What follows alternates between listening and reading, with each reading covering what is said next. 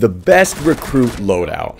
I know we've all done it. We've been waiting for matchmaking to find some teammates or an opposing team, and we understandably get bored. We look at our phones, go to the bathroom, get some food, look at your YouTube channel and count how many comments there are of people who think you're dead because you don't have enough time to upload videos. Whatever it is, I guarantee everyone has missed the operator screen and been forced to use some random recruit. The developers should honestly add some kind of auto-pick priority list where you can choose your top 5 operators for both sides, and when the timer runs out, it automatically picks the operator on your list that hasn't been taken by somebody else. This is probably not in place, so we'll actually pay attention after each death. Either way, we don't have this mechanic, and I don't see it being implemented anytime soon. Also, for those of you who are brand new to Siege, you'll have to be the recruit for a bit before you can get to an operator or have enough renown to buy an operator. The good part is you can pick a specific recruit on the defensive and attacking sides, and it will always choose that same recruit automatically whenever you miss the pick screen. It's not impossible to hold your own and get the win with any of the recruits with enough practice and strategy, but things have changed over the last year quite a bit. I remember when pro teams would actually use recruits as a part of a legitimate strategy, but the developers have balanced the game enough to put you at an obvious disadvantage at this point. So I went through every recruit loadout, and ultimately it came down to a balance between the power and stability of the weapons, and more importantly the style and view of the iron sights. With that in mind, I ended up having the most success with the GSG-9 recruit with the Mp7 on defense, and the SAS recruit with the L85A2 on attacking. Again, remember, you're going to be at a disadvantage. You have no special ability, you generally have fewer gadgets, and you don't get any attachments. The good part is you're expendable and can be a little more aggressive if you want, because you basically can put your team at a greater disadvantage than you already have by being a recruit. Obviously, a dead recruit is worse than a live recruit, barely, but if you do die, you won't necessarily lose any strategic options that weren't already lost when the recruit was picked. Thanks. Just make sure to get a kill before you die, or provide some good intel in Overwatch if you played slow. Don't even look.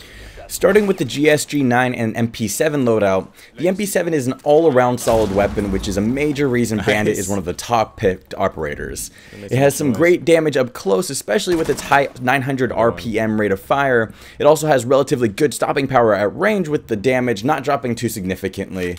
Easily manageable recoil, making that high RPM really useful, a solid ammo capacity, and a quick reload speed. The best part is, the Mp7 has, in my opinion, the best iron sights out of any weapon, and it's honestly just a little worse than having a red dot sight, but not by much. This weapon is going to be your main tool to win the round, which is why I suggest being a little more aggressive. It helps that you're also a 3-speed operator, so you can shoot and move quickly without letting the enemy take advantage of your low armor level. Your secondary sucks just like most semi-auto handguns, which is your only option with the GSG-9, but it is the P12, which is probably one of the best pistols. Luckily, you shouldn't have to switch to it too often since the Mp7 has a fast reload and high ammo capacity. Your next gadget is the Nitro Cell, which is great both as a defensive and offensive tool, and lastly you have barbed wire. You only get 2 barbed wire, but these 2 gadgets are in my opinion the 2 best, and as one of the regular operators you don't have the option to have both at the same time, which is probably the only benefit of the recruit. The last thing to remember is that you only get 1 reinforcement, which can really screw your team on some of the maps and game modes. I don't really have a solution for that, but you should keep it in mind when choosing where to put it. In regards to the best attacking recruit loadout, the L85 doesn't have great iron sights, but it's definitely still the best out of the attacking primaries. The reason I like this one is that it has some vertical field of view to the sight picture. A lot of the sights either have a lot of material surrounding the center or are on a flat plane, leaving anything below your aim out of view.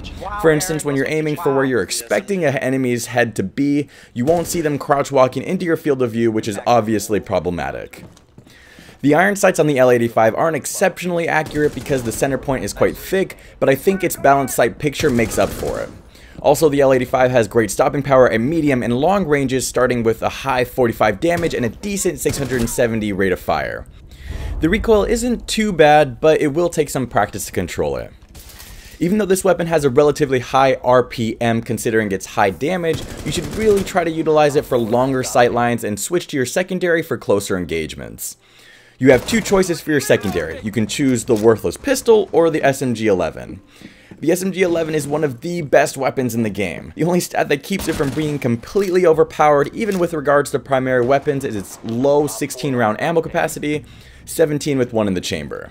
Some people think that the recoil is pretty heavy with this weapon, but if you consider its ridiculous 1270 rounds per minute rate of fire, it's really not that bad. The iron sights you have to deal with are pretty horrible. The front and rear sights are on a flat plane, which make it really hard to be accurate and go for those headshots, but the power this weapon has should give you a little more room for error. Your first gadget is between 2 breach charges or 3 smokes. I suggest the breach charges so you don't have to funnel through pathways the enemy is expecting. Even when you don't intend to go through a breached wall, it still makes your movement a little less predictable. For your next gadget, you get to choose between 1 grenade and 3 stun grenades. I prefer lethal over stun grenades because even when you're confident that an enemy has been stunned, you really won't know for sure until you've already made yourself vulnerable. This one will be up to your playstyle, but I suggest the grenades for a more aggressive approach. Alright, I think that is it for this one. Thank you so much for watching, and hopefully I'll see you on the next video.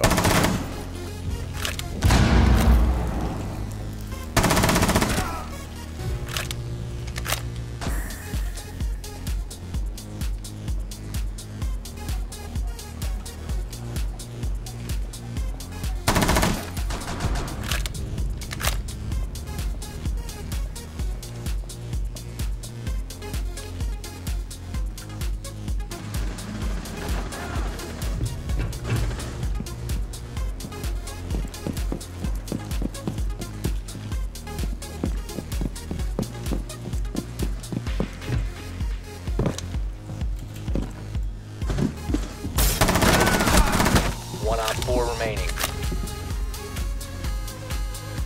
1 friendly remaining.